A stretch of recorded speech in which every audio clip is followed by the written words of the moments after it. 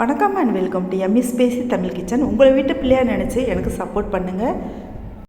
உங்களுக்கு வந்துட்டு எதிரிகள் தொல்லை இருக்கா? நிறைய பேர் வந்துட்டு பொறாமப்படுறாங்களா? உங்களை கஷ்டப்படுத்தணும்னு காத்துக்கிட்டு இருக்காங்களா? அவங்க வந்துட்டு உங்கள் குடும்பத்துக்குள்ளேயே இருக்கிறவங்களா இருக்கலாம். அடுத்து பார்த்திங்க சொன்னால் வெளியில் இருக்கவங்களாகவும் இருக்கலாங்க. இந்த குடும்பத்துக்குள்ளே இருந்தாலும் சரி, வெளியில் இருந்தாலும் சரி, அந்த எதிரிகள் வந்துட்டு உங்களை கிட்ட கூட நெருங்க முடியாத அளவுக்கு ஒரு விஷயம் இருக்குங்க. இந்த வழிபாடு நீங்கள் பண்ணீங்க அப்படின்னு சொன்னால் கட்டாயம் வந்து உங்களை பார்த்தாலே பயந்து தெரித்து ஓடுவாங்க எதிரிகள் எல்லாருமே. அவ்வளோ ஒரு சக்தி வாய்ந்த வழிபாடு இது. அது என்ன அப்படின்னு சொல்லிட்டு பார்க்கலாம். வாங்க வீடியோக்குள்ளே போகலாம். அவ்வளோ ஒரு தெய்வாம்சம் நிறைஞ்ச வழிபாடுங்க இது. இது எப்போவுமே வந்துட்டு இந்த ஒரு பொருள் மட்டும் வந்து உங்கள் கூட இருந்துச்சு அப்படின்னு சொன்னால் எதிரிகள் பார்த்திங்கன்னு சொன்னால் அப்படி வந்து விலகி போவாங்க. உங்களை பார்த்தாலே ஒரு மரியாதை வரும் அவங்களுக்கு. உங்கள் மேலே வந்துட்டு அந்த கோபம், பொறாமை இது எல்லாமே வந்து காட்டவே மாட்டாங்க. அது என்ன பொருள் அப்படின்னு இந்த பதிவில் பார்க்க போகிறோம். வாங்க வீடியோக்குள்ளே போகலாம். அதுக்கு முன்னாடி ஒரு சின்ன விஷயங்க. இந்த வீடியோவுக்கு நீங்கள் பண்ணக்கூடிய ஒவ்வொரு லைக் தான் எனக்கு பண்ணக்கூடிய ஒரே ஆதரவு, சப்போர்ட். ஸோ இந்த வீடியோ பிடிச்சிருந்துச்சுன்னா லைக் பண்ணி சப்ஸ்கிரைப் பண்ணுங்கள். அப்போ தான் வந்துட்டு நல்ல ஒரு பயனுள்ள வீடியோக்கள் தர்றதுக்கு ஒரு மோட்டிவேஷன்லாம் இருக்குங்க. நாம் இப்போ வீட்டிலே இருக்காங்க, கணவன் வந்துட்டு மனைவி வந்துட்டு அப்படி ஒரு திட்டுவாங்க. நிறைய பேரோட வீடுகளில் பார்த்துருக்கேன். இது சென்ற தலைமுறைகளில் வந்துட்டு இந்த மாதிரி இருந்திருக்கு. அதே மாதிரி மனைவியும் சில சமயங்களில் கணவனை வந்து உதாசீனப்படுத்துவாங்க. அப்புறம் வந்துட்டு சில இடங்களில் பார்த்திங்கன்னு சொன்னால் பெண் குழந்தைகளை வந்துட்டு அவ்வளோவா இது பண்ண மாட்டாங்க. பையனுக்கு ஒரு மரியாதை, பெண்ணுக்கு ஒரு மரியாதை அப்படின்னு நம்ம குடும்பங்களுக்குள்ளேயே இந்த விஷயங்கள் எல்லாம் நடக்குதுங்க. நிறைய வீட்டுகளில் பார்த்துருக்கேன் நான். உதாசீனப்படுத்துறது, மட்டம் தட்டுறது, உன்னால் உனக்கு எதுவுமே பண்ண முடியாது அப்படின்றது, அப்படிலாம் நடக்குங்க.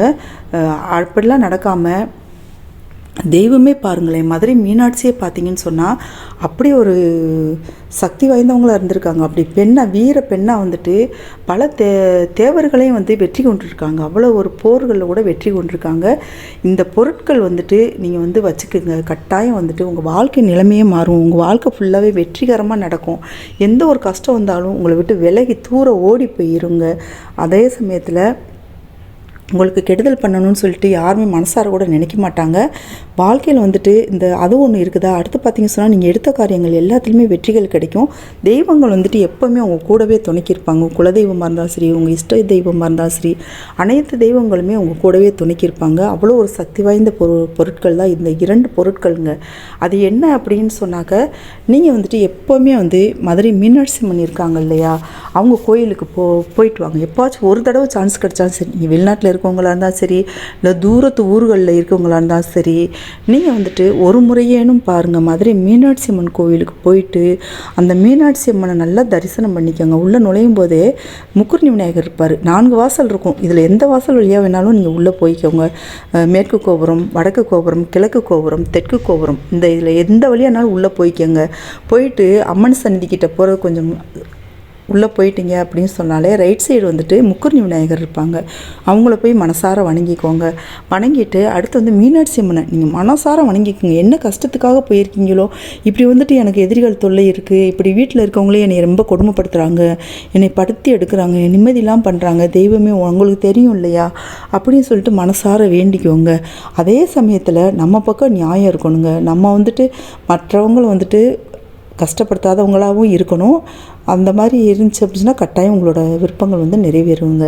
போயிட்டு மீனாட்சி அம்மனை மனசார வேண்டிக்கோங்க. தாயே, நீ வந்து எனக்கு துணை இருக்கணும், கட்டாயம் வந்துட்டு நீங்கள் வந்துட்டு என் கூடவே இருக்கணும் அப்படின்னு சொல்லி மனசார வேண்டிக்கோங்க. வேண்டிக்கிட்டு அங்கே அம்மன் சந்நிதியில் குங்குமம் பிரசாதமாக தருவாங்க. அதை வாங்கிட்டு நீங்கள் நெத்திக்கு இட்டுக்கோங்க. நெத்திக்கு இட்டுக்கும் போதே இந்த நிமிஷத்துலேருந்து என்னை பார்க்குறவங்க எல்லோரும் மரியாதையாக நடத்தணும், எனக்கு வந்துட்டு எதிரிகளே இருக்கக்கூடாது, எல்லாருமே வந்துட்டு எனக்கு சிநேகமாக இருக்கணும், என்னை வந்துட்டு பார்த்தாலே வந்துட்டு கொடுமைப்படுத்த மாதிரி நினைக்கக்கூடாது அப்படின்னு சொல்லிட்டு மனசார வேண்டிக்கோங்க. வேண்டிக்கிட்டு இந்த குங்குமத்தை வந்து நிறுத்தி கேட்டுக்கோங்க. மீதி குங்குமம் இருக்கு இல்லையா, இந்த குங்குமத்தை வந்து மடித்து நீங்கள் வச்சுக்கோங்க. இந்த குங்குமம் வந்து எப்போவுமே உங்கள் பர்ஸில் இருக்கணுங்க. இந்த பர்ஸில் உங்கள் குங்குமம் வந்து உங்களை விட்டு விலகவே கூடாது. பீரியட்ஸ் ஆகுறீங்களா அந்த டைமில் மட்டும் நீங்கள் வந்துட்டு அது வந்து தவிர்த்துருங்க. 2 பர்ஸ் வச்சுக்கோங்க. இந்த டைமில் வந்துட்டு வேறு பர்ஸ் வச்சுக்கலாம். எங்கேயாச்சும் வெளியில் போனால் இந்த குங்குமம் இருக்கக்கூடிய பர்ஸ் வந்துட்டு நீங்கள் அந்த பீரியட்ஸ் ஆகி அந்த 3 நாட்களோ 5 நாட்களோ அந்த நாட்கள் மட்டும் தவிர்த்துட்டு மற்ற நாட்கள் எல்லா நாட்களுமே வந்து உங்கள் கூடவே வச்சுக்கலாங்க. அடுத்து மீனாட்சி அம்மன் வணங்கிடுறீங்களா, சிவன் சந்நிதிக்கு போங்க. சிவன் சந்நிதிக்கு போயிட்டு நீங்கள் வந்துட்டு சிவனை நல்லா வழிபாடு பண்ணிக்கோங்க, மனசார வழிபாடு பண்ணிக்கோங்க. தெய்வமே என் கூடவே இருக்கணும் அப்படின்னு சொல்லிட்டு, இந்த மாதிரிலாம் வந்துட்டு எனக்கு வந்து ரொம்ப கஷ்டத்தை கொடுக்குறாங்க, மனவேதனை கொடுக்குறாங்க, நீங்கள் தான் பார்த்துக்கணும் அப்படின்னு சொல்லிட்டு நீங்கள் மனசார வேண்டிக்கோங்க. வேண்டிக்கிட்டு அடுத்து பார்த்தீங்கன்னு சொன்னால், நான் மீனாட்சி அம்மனை வணங்கணும்னு சொன்னேன்ல, சண்டிகேஸ்வரி மீனாட்சி அம்மனை வணங்கிட்டு சண்டிகேஸ்வரி அவங்களையும் போய் அமைதியான முறையில் வணங்கிட்டு வந்துடுங்க. அம்மனுக்கு வந்துட்டு இடதுபுறமாக இருப்பாங்க. அம்மனுக்கு வந்துட்டு அவங்களையும் வந்துட்டு நீங்கள் வணங்கிட்டு அடுத்து சிவன் சந்நிதியில் வணங்கிட்டு, சிவன் சந்நிதியில் வணங்குறீங்க இல்லையா, அதுக்கு பின்னாடி பார்த்தீங்கன்னு சொன்னால் அங்கேயும் சண்டிகேஸ்வரர் இருப்பாங்க, தெய்வத்துக்கு இடதுபுறமாக. அவங்களே அமைதியான முறையில் தியானத்தில் இருப்பாங்க.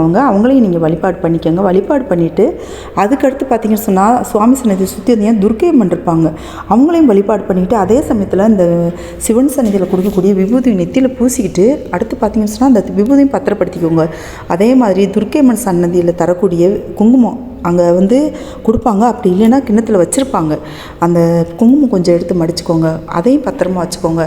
அதுக்கடுத்து வந்துட்டு நீங்கள் அப்படியே சுற்றி எல்லா தெய்வங்களையும் வணங்கிட்டு அம்மன் சந்நிதியில் இருக்கக்கூடிய தெய்வங்களையும் சரி, சுவாமி சந்நிதியில் இருக்கக்கூடிய தெய்வங்களையும் சரி வழிபாடு பண்ணிவிட்டு நீங்கள் அப்படியே வந்தீங்கன்னா சுவாமிக்கு எதிர்த்த மாதிரி குடிமரம் இருக்கு இல்லையா, அதுக்கு கொஞ்சம் தள்ளி வந்துட்டு காளியம்மன் இருப்பாங்க. காளியம்மனை மனசார வணங்கிக்கோங்க. அவங்க குங்குமத்தையும் கொஞ்சம் எடுத்து நீங்கள் வந்துட்டு உங்களோட பர்ஸில் வந்துட்டு ஒரு சின்ன பேப்பர் நீங்கள் எடுத்துகிட்டு போங்க. அங்கே வச்சுருப்பாங்க. அப்படின்னா நீங்கள் வீட்டிலேருந்து எடுத்துகிட்டு போகலாங்க. எடுத்துகிட்டு போய்ட்டு மடித்து வச்சுக்கோங்க. இது எப்போவுமே உங்கள் கூட இருக்கிற மாதிரி பார்த்துக்கோங்க. இது வந்துட்டு நீங்கள் எங்கே போனாலும் சரி உங்கள் கூட இருக்கிற மாதிரி பார்த்துக்கிட்டீங்க அப்படின்னு சொன்னால் உங்களை பார்த்தாலே மற்றவர்களுக்கு வந்து மரியாதையும் வரும். மனசார நீங்கள் நினச்சிக்கோங்க, யாராச்சும் திட்டுறாங்க, உங்களை கொடுமைப்படுத்துகிறாங்க, உங்களை எதிரியாக நினைக்கிறாங்க அப்படின்னு சொன்னால் நீங்கள் மனசார நினச்சிக்கோங்க. அவங்க வந்துட்டு நல்ல விதமாக அவங்கக்கிட்ட பேச ஆரம்பிப்பாங்க. அவங்களுக்கு வந்துட்டு எக்காரணத்துலேயும் வந்துட்டு நீங்கள் வந்து இந்த வழிபாடு பண்ணுறதுக்கு ஒரு முக்கியமான விஷயம் சொல்லாமல் விட்டுட்டீங்க. அது என்ன அப்படின்னு சொன்னால், அவங்க வந்து உங்களை கஷ்டப்படுத்துகிறாங்களே, அவங்க கஷ்டப்படணும், அவங்க வந்துட்டு நல்லா இருக்கக்கூடாதுன்னா மனசார நினைக்காதீங்க. அவங்க வந்துட்டு மனசு திருந்திட்டு உங்களை வந்துட்டு உங்களுக்கு நல்ல விதமாகவே நினைக்க ஆரம்பிப்பாங்க. உங்களுக்கு கஷ்டத்தை கொடுக்க மாட்டாங்க. அவங்க அன்றைக்கி இருந்து பாருங்களேன், நீங்கள் இந்த வழிபாடு நீங்கள் பண்ணிவிட்டு மட்டும் வந்து பாருங்கள், கட்டாயம் உங்கள் வாழ்க்கை நிலைமை வந்து மாறும். நீங்கள் இந்த விபூதி குங்குமம், அதாவது மீனாட்சி அம்மன் குங்குமம், அடுத்து வந்து சிவனோட விபூதி, அடுத்து வந்துட்டு துர்க்கை அம்மனோட குங்குமம், அடுத்து வந்துட்டு காளியம்மன் குங்குமம், இது எல்லாமே உங்கள் பர்ஸில் எப்போவுமே இருக்கிற மாதிரி பார்த்துக்கோங்க. இத்தனை தான் இருக்கும், இருந்தாலும் பரவாயில்ல வச்சுக்கோங்க. கட்டாயம் வந்துட்டு உங்கள் வாழ்க்கையில் வந்துட்டு எடுக்கக்கூடிய காரியங்கள் எல்லாத்துலேயுமே வெற்றிகள் தேடி வருங்க. அதே சமயத்தில் உங்களை யார் எதிரியாக பார்த்தாங்களோ அவங்க எல்லாமே வந்துட்டு உங்கள் மேலே வந்துட்டு அன்பும் பாசம் பொழிய ஆரம்பிப்பாங்க. நீங்கள் மட்டும் மனசார யாருக்கும் எந்த கெடுதல் நினச்சிடாதீங்க. இதை நீங்கள் தொடர்ந்து செஞ்சுக்கிட்டே வாங்க. நீங்கள் உங்களால் இல்லை உள்ளூருக்குள்ளே இருக்கீங்க அப்படின்னு சொன்னால் நீங்கள் அடிக்கடி போகலாம். அதுக்காக வந்துட்டு எப்போ ஒரு வாட்டி போகிறவங்களுக்கு பலன் இல்லையான்னு சொன்னால் கட்டாயம் வந்து பலன் இருக்குங்க. நீங்கள் தூரத்தில் ஊரில் இருக்கீங்கன்னு சொல்லி கடவுளுக்கே தெரியும். அதனால் வந்துட்டு நீங்கள் ஒரு முறையாவது மீனாட்சி அம்மன் கோவிலில் போயிட்டு இந்த வழிபாடு பண்ணிட்டு வாங்க. கட்டாயமாக வந்துட்டு உங்கள் வாழ்க்கை நிலைமையே மாறும் பாருங்கள். நிம்மதியான வாழ்க்கை கிடைக்கும். ஆனால் ஒரே ஒரு முக்கியமான விஷயம், இந்த வழிபாடு பண்ணுறதுக்கு முன்னாடி நம்மளோட குலதெய்வத்தையும் சரி விநாயகரை முதல்ல வணங்கிட்டு குலதெய்வத்தை வணங்கிட்டு அதுக்கு பின்னாடி இந்த வழிபாடு பண்ணணுங்க. மனசுக்குள்ளே வணங்கிட்டு நீங்கள் அந்த கோயிலுக்கு போயிட்டு வரலாம். இந்த பதிவு பிடிச்சிருந்துச்சுன்னா லைக் பண்ணி சப்ஸ்கிரைப் பண்ணிக்கோங்க. உங்களோட மேலான கருத்துக்களை கமெண்ட்டில் தெரியப்படுத்துங்க. Thank you so much. Take care. பாய்.